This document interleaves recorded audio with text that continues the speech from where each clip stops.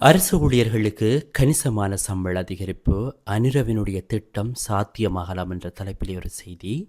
அரசு ஊழியர்களின் சம்பளத்தை குறைத்துவிட்டு ஊழலை கட்டுப்படுத்த வேண்டும் என்று சொன்னால் அது முடியாது. சம்பளம் கணிசமான அளவு உயர்த்தப்பட்டு ஊழலை கட்டுப்படுத்த நடவடிக்கை மேற்கொண்டால் அதுவே சாத்தியமானது என்று சொல்லி பேராசிரியர் கு அமிர்தலிங்கம் தெரிவித்திருக்கிறார்.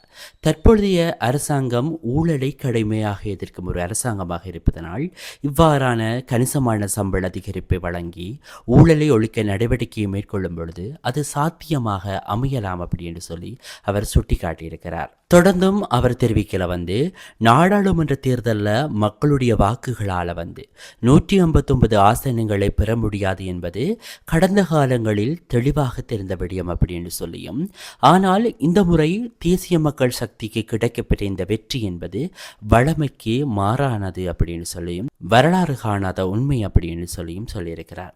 குறிப்பாக கடந்த கால ஆட்சிகளின் மீது இருந்த வெறுப்பை மக்கள் இதில் வெளிக்காட்டியிருக்கிறார்கள். இதை உள்நாட்டு மக்கள் உட்பட வெளிநாட்டு அரசாங்கங்கள் மற்றும் முதலீட்டாளர்கள் ஆகியோர் நன்கு உணர்ந்திருக்கிறார்களாம்.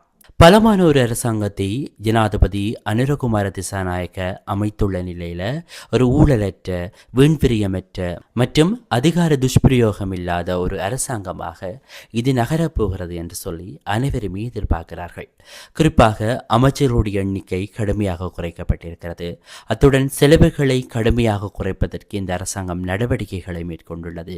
இவ்வாறான செலவு குறைப்புகளை செய்வதன் மூலம் எங்களுடைய வரவு செலவு திட்டத்தினுடைய ஏற்படுகின்ற பற்றாக்குறைகளை குறைத்து கொள்ளக்கூடிய மாதிரி இருக்கும்.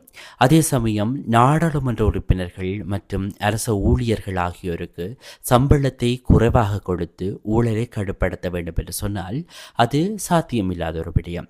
சம்பளத்தை கணிசமான அளவு அதிகரித்து அதன் பின்னர் ஊழலை கட்டுப்படுத்த நடவடிக்கை எடுக்கப்படுமாயின் அதுவே ஏற்றுக்கொள்ளக்கூடிய ஒரு விடயமாக கூறியிருக்கிறார் பேராசிரியர்.